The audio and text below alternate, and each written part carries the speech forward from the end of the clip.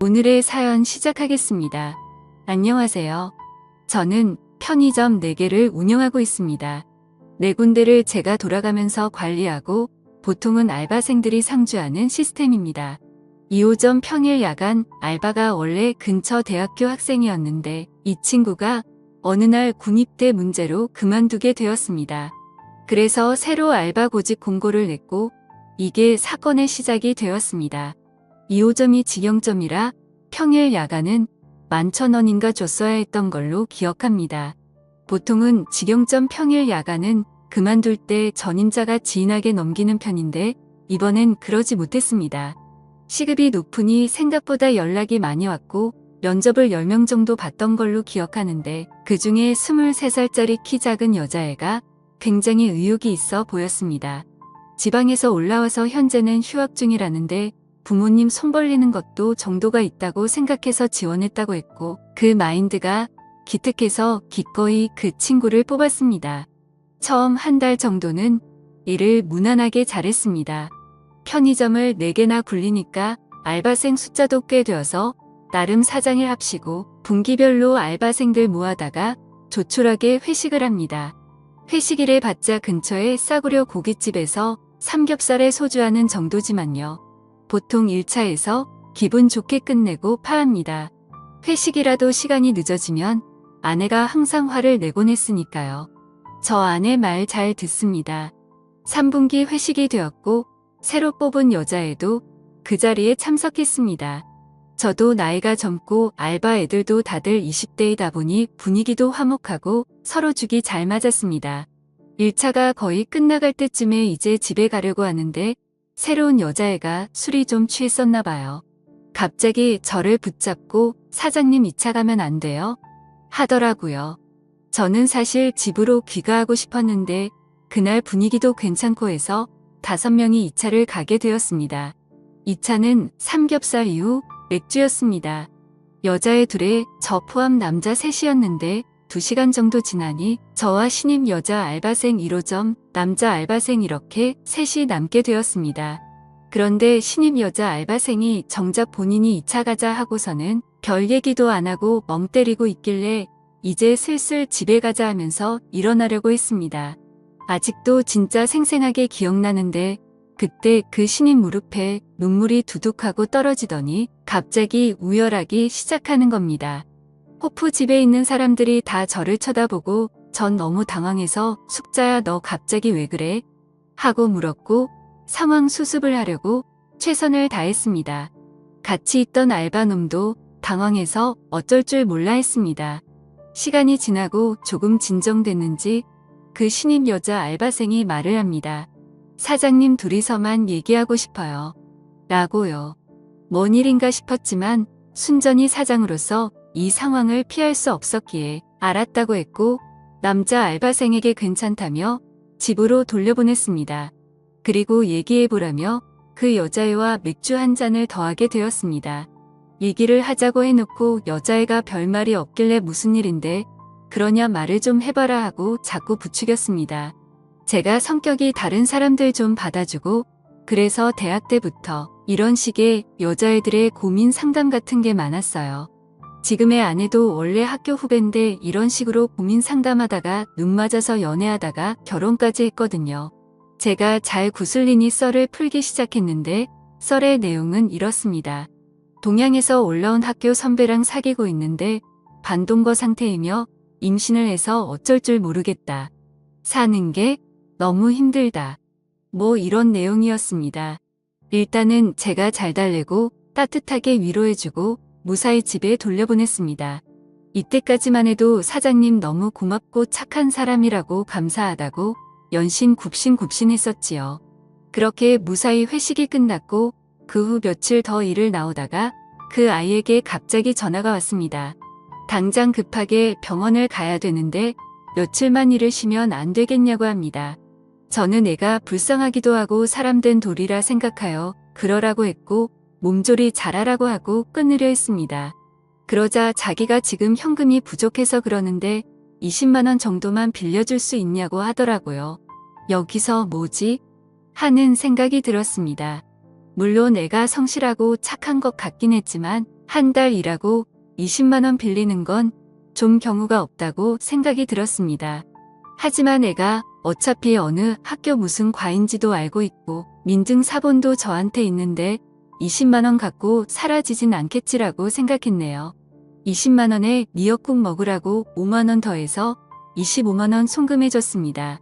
나 좀 괜찮은 사장인 것 같다고 혼자 뿌듯해했고 3일간 그 여자의 땜빵을 제가 메꿨습니다. 그리고 3일 후부터 이 여자애가 다시 출근했습니다. 다녀와서 연신 감사하다는 말을 연발했고요. 그래서 당시만 해도 저는 솔직히 뿌듯한 마음도 있었습니다. 그런데 이 여자의 두 번째 월급날을 며칠 앞두고 갑자기 문제가 왔습니다. 소송이 접수되었습니다. 전화해서 확인해 보니 이 여자애가 문자 그대로 절 고소한 것입니다. 고소 내용은 양육비 및 정신적인 위자료 청구였고 저는 뭔가 착오가 생겼거니 했는데 확인해 보니 진짜였습니다. 그때 정말 뒤통수가 띵했습니다. 그 여자애한테 전화하니까 전화는 안 받고 출근도 당연히 안 했습니다. 그야말로 잠수입니다. 정말 당황했지만 바로 대한법률구조공단 찾아가고 지인을 통해 변호사를 선임하고 다른 대응으로 아주 찍소리 못하게 하려 했는데 몇 가지 문제가 있었네요. 일단 제가 돈을 송금한 점과 통화가 녹음이 안 되어 있어서 무슨 명목으로 전송했는지 증명이 불가능했습니다. 이때 착하게 살면 정말 손해인 것 같다고 많이 후회했습니다. 이 여자 알바생이 아주 제대로 노린 거였습니다. 그리고 회식날 호프집에서 다른 알바생을 집에 보낸 것도 문제랍니다. 얘가 연락이 안 되니까 혹시나 해서 알바놈에게 연락을 해보니 알바놈한테 이미 걔가 연락을 했다고 합니다. 또한 이 멍청한 알바놈은 되려 저와 걔의 사이를 의심하고 있었고요.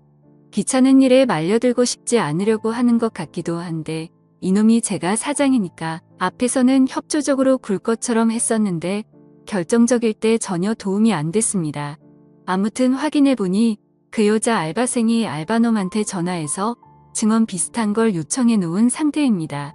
저는 정말 결백했기에 법정 가서 확실히 정리해버리자는 마음이었는데 변호사의 말은 조금 달랐습니다. 입증이 안 되면 털리기 딱 좋다는 것이었죠. 더구나 이 당시가 고대 의대 사건이 처음 수면에 떠오를 때라 추행이나 미투 이런 문제에 대한 여론이 극도로 안 좋을 때였습니다. 여론이 판결을 좌지우지하는 건 아니지만 잘못해서 엮이면 인생 바로 끝나게 되는 딱 좋은 코스로 갈 수 있겠구나 싶었습니다. 일단 임신 중 친자 확인을 알아보니 국내에서는 불법이었습니다. 해외까지 나가서 해온다고 해도 그 여자가 동의를 안 할 가능성도 높고 불법인 이상 법정에서 효력이 없을 가능성도 높아 보였습니다.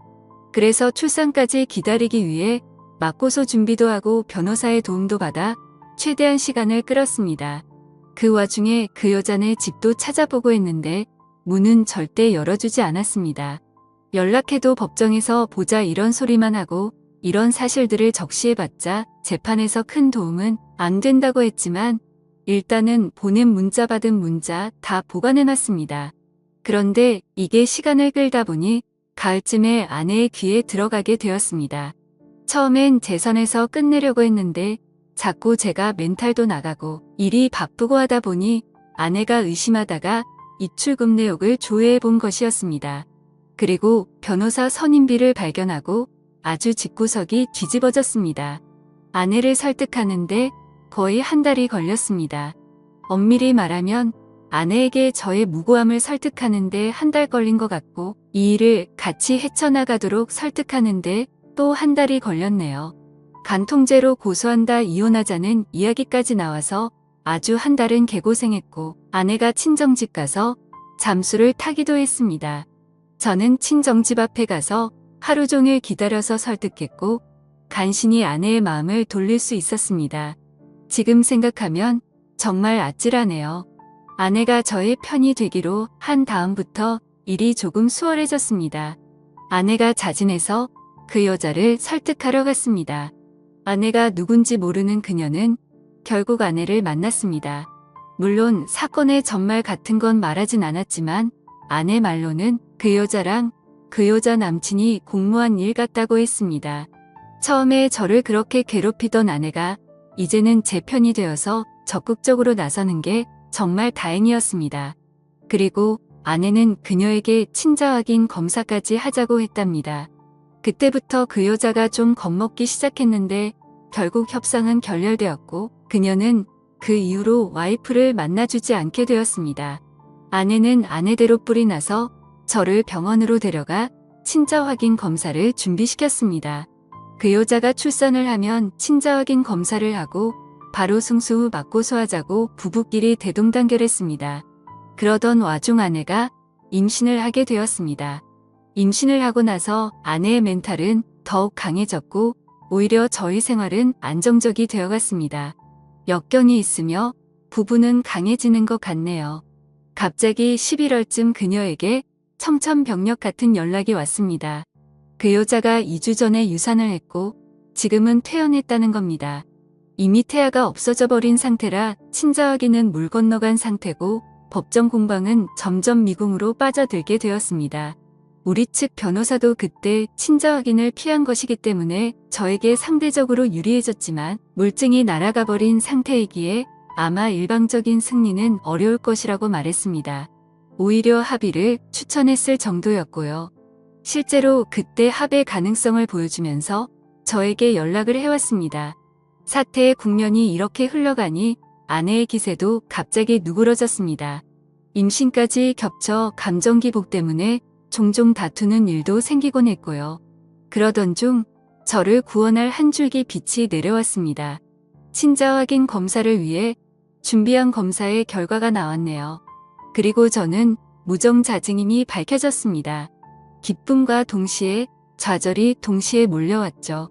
그 길로 저는 제 서류를 그 알바생에게 보내기 곧바로 꼬리를 내리면서 고소를 취하였고 저는 제 아내에게 가서 서류를 내밀면서 물었습니다. 내가 무정자증이 나오는데 넌 도대체 누구시로 임신을 한 거냐고 말이죠. 그러자 아내는 펑펑 울면서 잘못했다고 빌더군요. 얘기를 들어보니 제가 바람이 난 줄 알고 친정집에 가서 잠수를 탔을 때 딴 남자와 사고를 쳤다고 자백하더라고요. 참 이게 웃어야 할지 울어야 할지 난감하긴 했지만 차라리 잘 됐다고 마음을 다잡았습니다. 그 자리에서 우리는 너의 규칙 사유로 이혼한다고 통보를 했고 지금은 이혼 절차를 진행하고 있습니다. 참 아이러니하네요.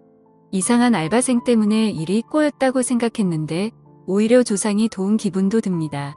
여러분들 생각은 어떠신가요? 제가 이렇게 이혼을 강행해서 끝을 내는 게 맞겠죠? 현명한 댓글 달아주세요. 재미있게 시청하셨다면 구독, 좋아요 부탁드립니다. 감사합니다.